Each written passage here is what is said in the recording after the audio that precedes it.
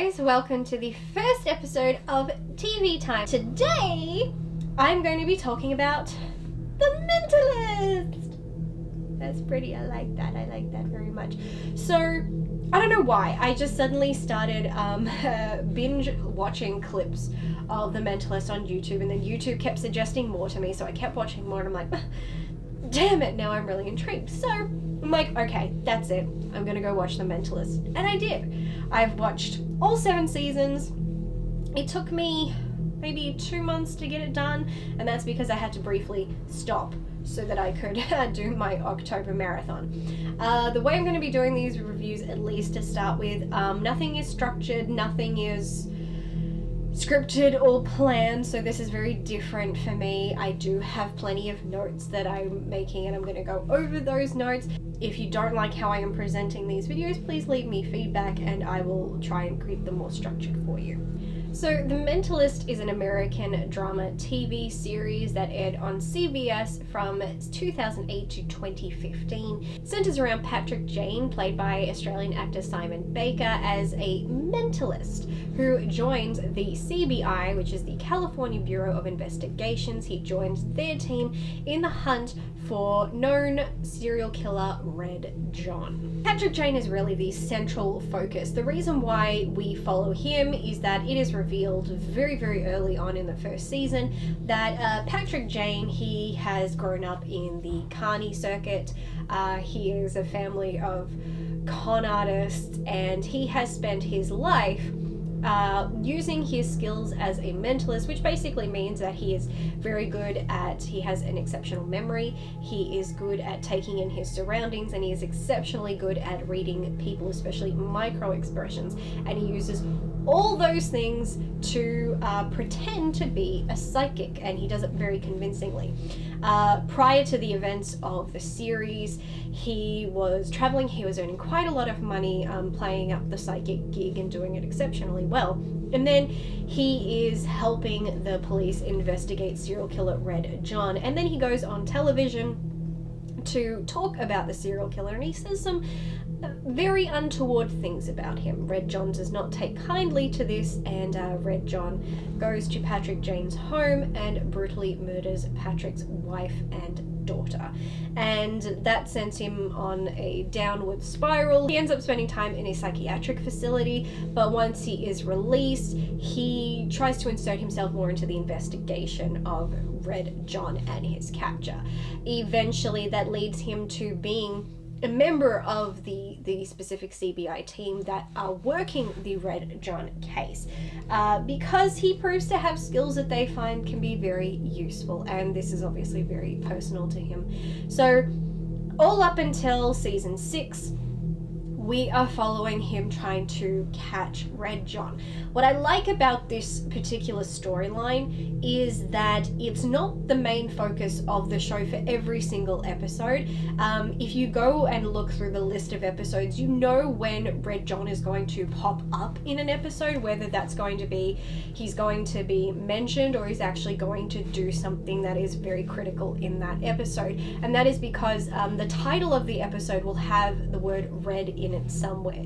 So when you see the word red appear in a Mentalist episode title, you know that means Red John is going to appear in that episode. I think that is very clever, and I love that he's not around too much. So we see a lot of Patrick doing his thing, using his skills to solve crimes. He's very unconventional. He doesn't follow the law, which tends to get the CBI team into a lot of trouble. The CBI team is led by Teresa Lisbon, played by Robin Tooney. You may know her from The Craft, and she's pretty sure was she Catholic or Christian? She's one of the two, can't remember which. She's very straightforward, she's by the book, she's a very interesting character. One of the things I love about this show is that every single person has very distinct personalities. They really go to an effort to kind of teach you who each of these people are, and they never really deviate from that. We know as we go, we kind of know what to expect from certain characters, and then certain things that happen makes sense because we're like, yeah, that totally fits that person. They never really deviate. The characters will grow in various ways, but everything feels very natural, very organic to them. It feels just how things would go about in real life, and I definitely appreciate that. So we have Teresa Lisbon. Her mother passed away when she was young. Her father was an alcoholic after the fact, and so she pretty much single-handedly raised her 3 younger brothers, and we do kind of meet the 3 of them in different points throughout the series. She's very disconnected from her family and is very focused on her work, and that kind of stems from her own guilt. She felt like she had to be the mother for her brothers, and basically when the time came, she left. And so she deals with guilt, and the way she deals with her guilt is to pretty much either be a hard ass towards them or just not be involved. Doesn't make her a bad person, just means she had a very complicated life. But you kind of see those things where she takes personal interest in cases that she comes across where someone is dealing with someone who's a drunk or anything like that. She's a lot of other shows like to show those people being very resentful, being very biased, being very aggressive towards drunks and all this. She's not. She's actually, it makes her very compassionate, very understanding. She, in one episode, she does come across a father who is now an alcoholic because his wife has died. In the episode, his daughter has been murdered. That no doubt is going to make things worse for his other 2 daughters, and he's going to become even more into a downward spiral. She doesn't get mad at him. She completely sees her father in this, but not in an angry way. She instead kind of tries to, instead of like taking out her personal issues on these people, she tries to almost kind of stop history from repeating itself, where she's just like, your children need you, please get help. And I love that, because in a lot of other shows, instead, people are very aggressive. We kind of saw that in the early days of Law and Order SVU. Olivia Benson, her mother was an alcoholic, which is the result of the fact that she was raped when she was younger, and that is actually how she conceived her daughter Olivia. If you haven't seen the show, we find that out in like season 1 or 2, that Olivia Benson is actually the product of a rape. And she kind of holds that for a lot of the series, and so sometimes she tends to be a bit judgmental or aggressive towards drunks. So and I see that on other shows, so I like they didn't go with that for Teresa. Teresa has to be the voice of reason among the team, because the others are too easily manipulated by Patrick, and she has to be kind of the enforcer to go, come on guys, we're officers of the law, can we all just kind of use our common sense here? Also on the team is Kimball Cho, played by Tim Kang. He's probably, for me, like the MVP of The Mentalist. He's one of my absolute favorite characters. In his youth, Kimball was actually part of a gang, the Avon Park Playboys, which is a really funny gang name, but they were serious and they did legit crimes. He got out, he went and joined the military, and then after that he becomes a law officer, and he is so straight-laced. He is probably the funniest character in the series, and it's amazing because he does it all with a straight face. Kimball Cho has no facial expression. He's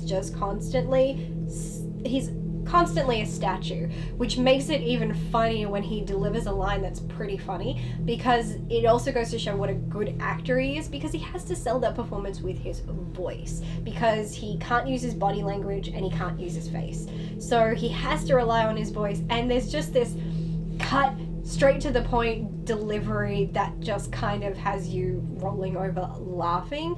He very much has a respect for the law and following things to the letter, but he does appreciate Jane. He's pretty much never really says no to him that much. He kind of just goes along with the ride. Nothing really phases him, which I love. He just kind of learns to accept things like a very as you go throughout the series. Patrick will do something and like there's like a local sheriff or something, and they're just going, are you seriously going to let this guy talk to him? And he's like, just go with it. He's like, just go with it. He doesn't get bothered, which makes it all the more emotional when we see episodes where he is very, very distraught. We see him either very angry, very sad, or in some moments we see him very happy and he smiles, and that's such a rare thing. So for when you see him smile, I swear it makes me cry every single time. He's amazing. Then we have Wayne Rigsby, played by Owain Yeoman. I'm probably pronouncing that wrong. Whatever. Wayne Rigsby is a romantic. He also has a past history. His father was head of a biker gang, and so he's grown up with a hatred for biker gangs. But he wanted a better life for himself, and he became a cop. From the get-go, he is absolutely head over heels smitten with another member of his team, Grace Van Pelt, played by Amanda Rahetti. And what I love, and this goes for the whole series, how everything is so organic. There are so many shows who want to pair up people who want there to be, this is a love interest, and they're gonna, you know, like Castle and Beckett, was it? I haven't watched Castle in a very long time. Where from the get-go it's like, oh god, now we're gonna have to suffer through seasons of will they, won't they, will they, won't they. Well, in this, it's very, very obvious off the bat that they both like each other. It's very sweet. It kind of comes off like a schoolyard crush. But you can see that he genuinely loves her. He has a great deal of respect for her. Grace is a character who, she's kind of a bit of a pushover. By kind, I mean she is a serious pushover. She was the daughter of a very well-respected football coach, so she's watched him, you know, train very, very, very strong people, and on that, she is physically very strong, but she is a believer of the spiritual, and as sweet as it is, she always wants to see the good in people and think that people can be redeemed and that not everybody is bad. It's a great way to see the world. The unfortunate side is it results in her getting used and manipulated in the worst ways a lot. Often romantically, people will like use her as a way to get in, and you feel for the woman, you really, really do. Now, early on, Wayne and Grace do actually get together. They do start dating, and then it does take a while for it to get there, and that's because they have something very rational, which is, you know, workplace rules where you can't do that. But then they kind of go, screw the rules, we're going to get together, and then it just doesn't really seem to go their way. Grace is very scared. She's so determined to be seen in her workplace, be taken seriously, that kind of becomes her focus. She doesn't think that she can have both. He does. He's quite the optimist in that way, but unfortunately, things do not go that way, and then they do break up. But eventually down the line, they get back together, and life has happened. She has been engaged. He has tried to be engaged. It didn't go very well. He's had a son, but eventually they do come together. And what I like that it's a natural progression. You know, they tried it together, it didn't work, life happened, and eventually they found their way back to each other. It's what I loved about all these characters. Everything about them is just so real life. They live their lives. They go through ups and downs, they go through hurdles, experiences, and eventually they come through the other side having learned something, and it teaches them, okay, this is what I want for my life and this is what I'm going to do. That's how people operate. It's instead of it being like, we're going to do a fan service and we're just going to, you know, everybody wants these two together, so we're going to put these two together. Even by the end when, this is full of spoilers, I typed it there, it says full of spoilers, Patrick and Lisbon do eventually get together, but even that seems very much kind of how it planned to be from the start. It's just, it had to be a natural progression of how we get there. Lisbon, throughout the series, she kind of, you can see her gaining more and more respect and an attachment to Patrick, and you can see the same with him, because every single time we get into an episode where something bad happens to Lisbon or she is in danger, each time it happens, Patrick's level of fear and worry for her increases every single time, which shows that he's he's caring more and more for her.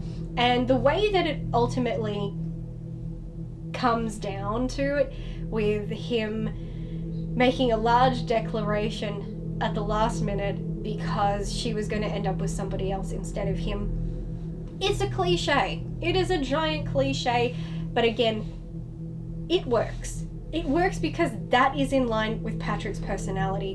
He plays people and he puts on a front and tries to pretend he's something that he's not, and he tends to deny himself a lot of good things, and it's both out of guilt and also out of fear, because he lost the love of his life and his daughter, and that's left him very traumatized. He's not ready to put himself out there, and he doesn't trust people, and he doesn't let people in, and he doesn't do the smart things. He often does the dumb things, and he is the kind of person who, you know, will wait till the last minute when to make a certain move. That is 100% him. So yes, and he is also quite a show-off, and he does do a lot of showboating. He will be the one to step on the coffee table and gain the room's attention. So his declaration of love for Lisbon and the timing, as cliche as it is, in the context of this show and these characters, it absolutely perfectly works. What I love about this series, like I said, we follow Red John. So Patrick, Jane, and Red John have very much a Sherlock Holmes and a Holmes and Moriarty kind of dynamic here. Patrick is hunting him down, and yet Red John has such an appreciation for Jane. He likes him, he respects him, because mentally speaking, they're on the same wavelength. They are intellectual equals, very much like Moriarty and Holmes, where Holmes is always trying to catch Moriarty, and Moriarty obviously doesn't want to get caught, but he loves the game, he loves the chase, and he has respect for Holmes. And to a degree, Holmes has respect for Moriarty because he's probably the only person on the planet who understands how his mind works. And that is exactly how Red John and Patrick Jane are. They really were a modern day Holmes and Moriarty. And I actually really liked it. Because you could see it when these things would pop up. And numerous times Red John had said that he respects him. And Jane would have many moments where he would speak with almost a reverence for how Red John operates, but he's never going to like him. He flat out hates him. This is the man that essentially ruined his life. I love that early on, I think it was season 3 or 4, we have we've revealed who Red John is, and I'm like, really? So early? But it's not. It actually turns out to be an associate of Red John, who was pretending to be him, but he is not Red John. So that was a really great red herring moment where everybody is kind of thrown off. They're like, woo, Red John's dead. And it's like, no, actually he's not. He's just that good. But we learned that very early on, within like an episode or 2. As a serial killer, I love his character. But then they do something more with him, which I think really contradicts his psychopathy, and that's where things get really, really, really weird. So he's a serial killer, but he's also the leader and creator of a secret organization called Blake Association, named after poet William Blake. And it's a society that is made up of criminals, police officials, governors, politicians, all this stuff, mostly centered in California, but slowly branching out. And I don't think that the two titles for this man work. It doesn't make any sense that you are this methodical serial killer who has a very specific modus operandi, but you also created a secret government organization that's designed to just help people get away with crimes. It's two very different personalities, and when we see it's like, oh, this is happening, and we're dealing with kind of like the conspiracy, like think Illuminati. When we're dealing with that stuff, and then we deal with the Red. It feels like two very different people, and it's very confusing, and I don't think the two worlds come together very well. It's probably, for me, one of the weakest things about the story and about Red John as a character. I think it's kind of, I think it would have been better just to say that he has people almost like a cult, because we have a cult in that show, so you can easily go down that route, to say that he, you know, has a cult of followers and they idolize him and they worship him, and that makes perfect sense because there are people who act like that. There have been serial killers throughout history, and they have had people coming to their jails and waving signs with "Will you marry me?" and all that crazy shit. They did it for Ted Bundy. Ted Bundy actually, I think, got married in jail. So in that, it makes sense, but the whole concept of the Blake Association, I think, was utterly stupid and just did not work.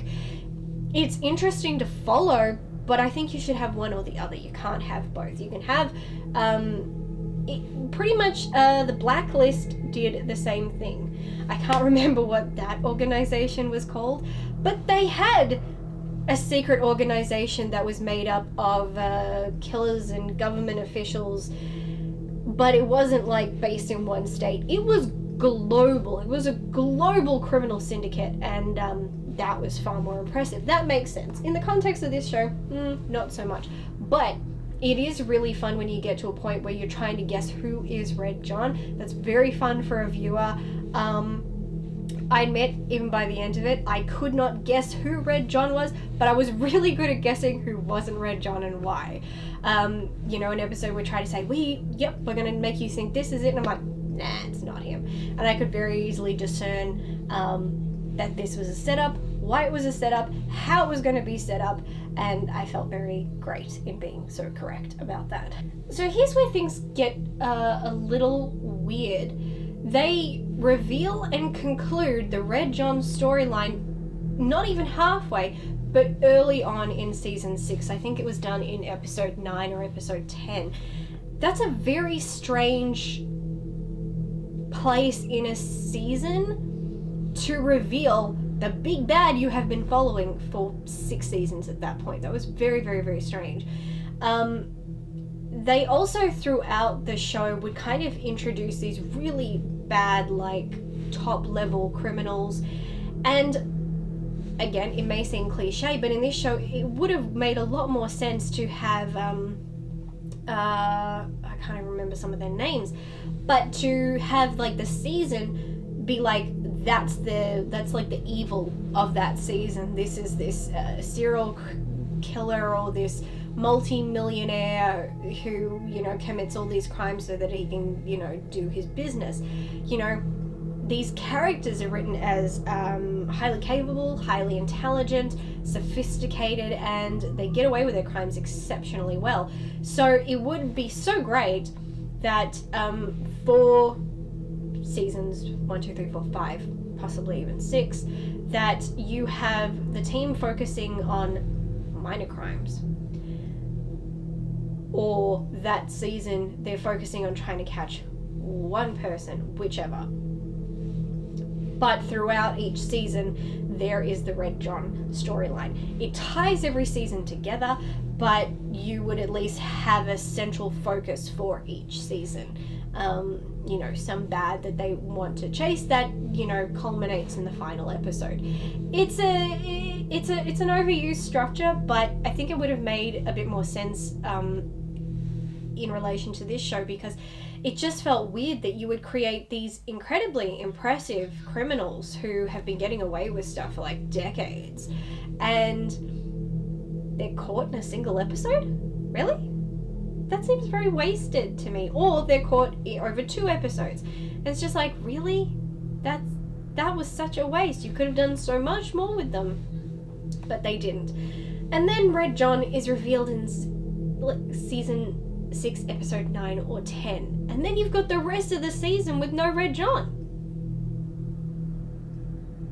That was so bizarre. That should 100% have been a season final, and then everything else that they had in the rest of the episodes in season 6 should have all been done in season 7. Season 7 is really a rounding out the story season, which is perfectly fine. Some people said season 7 didn't need to happen. I disagree. Having now watched it 100% did need a season 7. It's just the structure that was wrong. So like I said, season 6 should have been about trying to figure out which of the remaining suspects was Red John, and the answer is resolved in the final episode. Then the final episode kind of sets up what's going to happen next. Where does everybody go from here? Then in season 7, it's everybody's new lives. It's like these characters are going to get married, these characters are going to leave the show, we're going to temporarily have some new characters because these people now have new careers and new dynamics and all this stuff. But it's not because we're trying to do something new so we can keep doing the show. It's because we're trying to tell you where do their lives go from here and how do we see their futures. The final episode was fine. The bad guy of the episode, well, that was dumb and really did not fit as a season finale at all. Season 7 had potential to create a Red John-esque villain that could have been the central focus throughout the season, but with, other crimes, pulling their focus, and then at the end it's like, but we're still looking for this guy. And then that'd be concluded in the final episode where it's like everybody gets their happy ending, which they do. One person doesn't. Again, it may seem like, oh god, everybody gets a happy ending, that's so boring. Again, in the context of this show, it is earned and it makes sense because we have been following Patrick, whose life was turned upside down, his life was put through hell, he lost everything, and by the final episode, and I cried and I might get emotional again, it all came full circle. He gets a second chance at life, he gets a second chance at being a husband, he gets a second chance at being a father. That makes sense for his story. It makes sense that everybody is moving on to new things, to different things. Their lives are changing. And that set up for a finale, it was perfectly well. It was just the criminal aspect that was bad. Early on, I can't remember if it was now in season 6 or season 7, but we are introduced that somebody is bugging phones of this team and many other people who some people who worked on the Red John case. Now, I was expecting it to be like an associate of Red John, a disciple of Red John, who was like pretty pissed that they killed his boss, and so he's out for revenge. Instead, it ended up being a character who had popped up several times throughout the series. He was a pedophile. He was a dumbass. He was also exceptionally paranoid, and he was always thinking people are violating his rights. Well, you're a pedophile, so yeah, you don't really deserve rights. And 2, yeah, that's why you're paranoid, because you know you're committing criminal offenses. But he is so dim-witted, and he thinks he's better and smarter than everyone else. So it did not make any sense for it to be him doing this, and it was only like a 3-4 episode storyline that culminated in something that it just didn't make sense for his character. That was like something really serious, like bugging and wiretapping phones of police officials. That's a big deal, and he just wasn't that kind of person to be capable of that. It didn't make any sense for it to be him. It felt like they started with an idea and then they're just like, we have no idea what to do with this, let's just say it's this person. That was very half-assed, and this was coming during the time where they're just like, what do we do now? But like I said, all of those things should have happened in season 7. Season 6 really just should have focused on trying to out and catch Red John. Speaking of Red John, I could not have been more disappointed with the Red John reveal. I waited 6 seasons for that. Do you have any idea, to be as inquisitive a person as I am and to resist the urge to check the Mentalist wiki page on who Red John is? It killed me. Every day I just wanted to tap Red John and find out who he was, and I didn't do it. I wanted to, but I didn't do it. And then when they revealed who it is, I was like, oh, really? That person? Oh. Okay. I'm not going to say who it is, just in case you haven't watched it and you want to watch it. All the other things that I've spoiled are inconsequential and they really aren't going to change anything. Red John, on the other hand, I'm not spoiling that one for you. But it was the most anticlimactic, disappointing reveal in television history. 6 seasons and it went like, it was very clear that there was a red herring going on. It's like, oh, yep, we caught him. It's this guy. I'm like, it's not that guy. It's definitely not that guy. It's too easy. Personalities don't fit. No. And I was right. It wasn't that person. But then they revealed who it is. I'm like, really? And what made the reveal so much worse is how they did it. Red John loves anonymity. And he's a bit theatrical. He likes to kind of put on a show and a performance because he thinks he's the smartest person in the room and he thinks he's the best. And so he kind of doesn't need to show off. He's never felt he needed to show off. Anytime he does something, it's not to show off, it's to make a point or a statement of, did you really think that I didn't know? Or did you really think that you could try and pull this one over on me? It's those kind of things. It's more of an intellectual fuck you than it ever is about his ego, although he has a little bit of an ego issue. So when we reveal it and we've got this person who's kind of just being very smug, very arrogant, and being like, yeah, it was me the whole time, and I bet you didn't know it. And do you want to know how I did it? Because I'll tell you how I did it. It's like, don't you want to know? I'll happily tell you. It was just like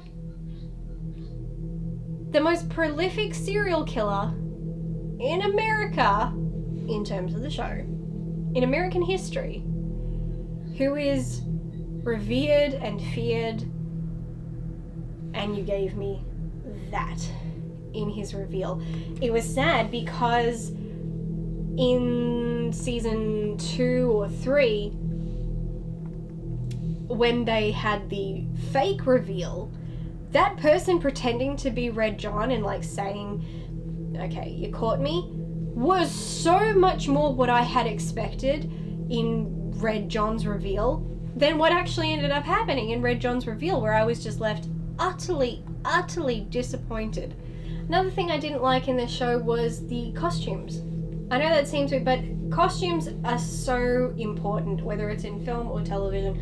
Costumes are extremely important because what we wear is a statement. It tells people about who we are, and that's why if you look in my closet, you will find I have clothes for all occasions. Some are fancy, some are gothic, some are trashy, some are just who really gives a shit.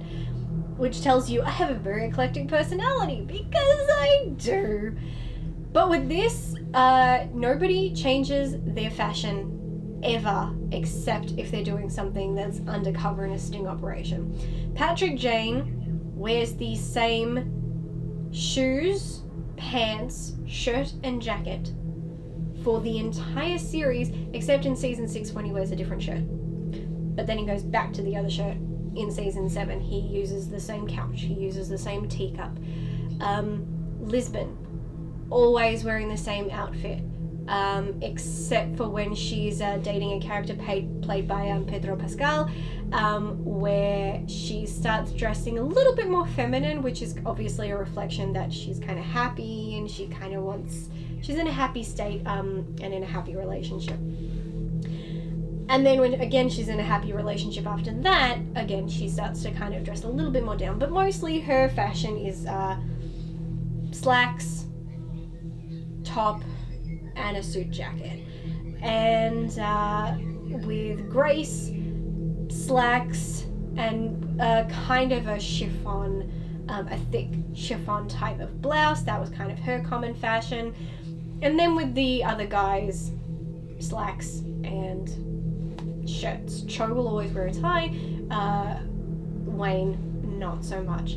And that kind of just bugged me that for 7 seasons no one's fashion changes when they're in a certain emotional state or they're going through something. There's no change in their... I understand it's the workplace and you're all cops, but something, change your hair. I change my hair like 1 to 2 times a year. Most women will change their hair every couple of years. So the fact that none of the women change their hair, the guys don't really change their hair, and nobody ever owns, they seem to all wear own like 3 things, and that's all they wear for 7 seasons. It's like, what? I just felt like the costume department was extremely either under budgeted or just unimaginative, and that was quite unfortunate. A central part of the story is that Jane, being that he pretended to be a psychic for many, many years, he obviously does not believe in psychics, he does not believe in God, he does not believe in an afterlife, he doesn't believe in anything spiritual, and he is constantly trying to debunk anytime someone says they're a psychic or magic is real or God is real. He pretty much is right there to try and burst their bubble. Problem with that is, for a guy who is supposed to know everything about whether it be gypsies, Christians, Wiccans, occultists, all that stuff, he's meant to know that because that was part of the job. In the show, whether you don't believe it or not, the show still depicted all these things stereotypically. Christians were fine. Christians were pretty accurate. Catholics were pretty accurate. All he was really saying is, they're not real. We are introduced to a Wiccan. She's a woman, she's saying she's a witch. And yet many of her practices and things she was saying and things she was doing is not Wiccan at all. For example, she claimed to have cast a death spell or a killing spell designed to kill the focus of the spell. A Wiccan would never cast such a spell. I am a former Wiccan myself. You don't do that. That goes against the Wiccan Rede, which specifically states, "And at harm none, do what ye will," which is you can do whatever you like as long as it does not harm or cause any type of pain or suffering to another person. Do what you like, just don't do that. So no witch, specifically a Wiccan, would ever cast such a spell. A lot of things that she did were very nature practices and all that stuff, but then there are other things that I've never seen, ever encountered in Wicca, and very much go against what we believe in. She also kept referring to the goddess, the goddess, the goddess, and it was pretty much the only thing she said.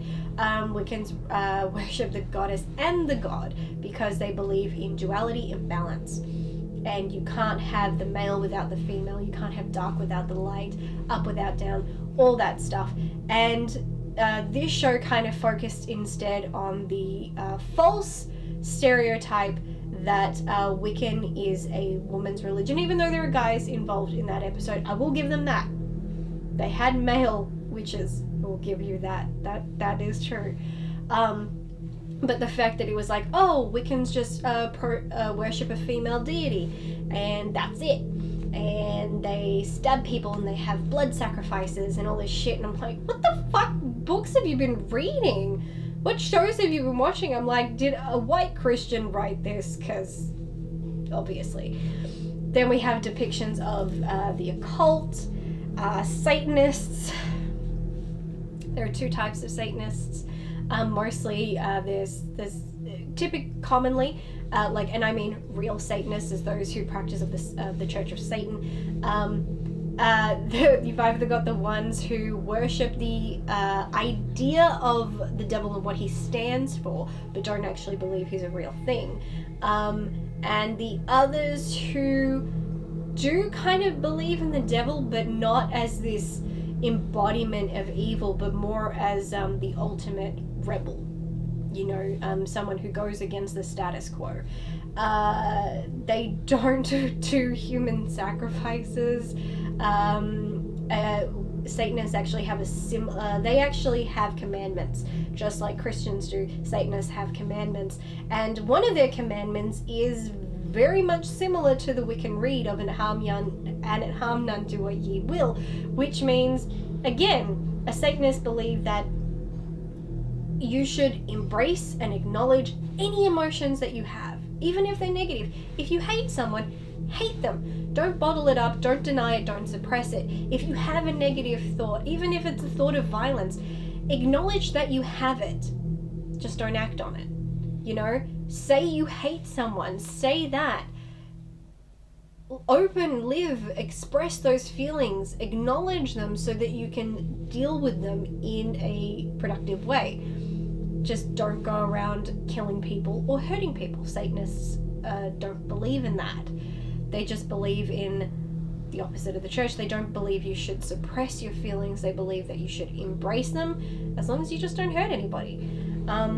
So the fact you have episodes where like, oh, yep, someone got sacrificed. It was obviously a Satanist. It's obviously the occult. And I'm just sitting there going, oh, God. They did no research with everything else. Jane is so knowledgeable. And yet with this, I'm like, and you got it all wrong. It was in those moments I was more offended than anything else. In conclusion, did I love this? Did I enjoy this series? Absolutely. I absolutely loved it. I think they made the right decision to have 7 seasons. I think they had made the right decision to end it at 7 seasons. I just think the structure of season 6 was a miss. And the structure of season 7 was also a bit of a miss. Like I said, everything that happened at the end of season 6 should have been a part of a full season for season 7, but that was only given 13 episodes instead, which is disappointing. But it's definitely a show. If you haven't seen it, I would highly recommend it. It was very entertaining. There were some very emotional moments, and the performances were great, and I love the characters and characterizations of this show. The crimes were interesting, but mostly watching them get solved was super, super, super fun. So yes, is this a type of show that's worth getting on DVD and rewatching? Yes, absolutely. Even though I'm just so disappointed with that Red John reveal. I don't think I'll ever quite get over that, but nevertheless, yeah. Those are my thoughts on all 7 seasons of The Mentalist. If you have watched The Mentalist, then please tell me what you thought of this show. And if you haven't, tell me if you might consider watching it, because I'm pretty sure you can watch episodes somewhere online. I don't know where, but somewhere. But anyway, guys, please comment, give me your feedback on what you thought of the very first episode of TV Time. And did you like the structure? Did you think that I did okay, even though I did not plan or script anything? How do you think I did? Were you entertained? Be honest, because I'm here to entertain you. So, give it to me, baby. Anyway, that is it. I can't wait for you to see the next episode where I talk about season 1 of Penny Dreadful City of Angels. So until then, guys, thank you so much for the support, and please continue to look after yourselves, and I'll see you then. Bye.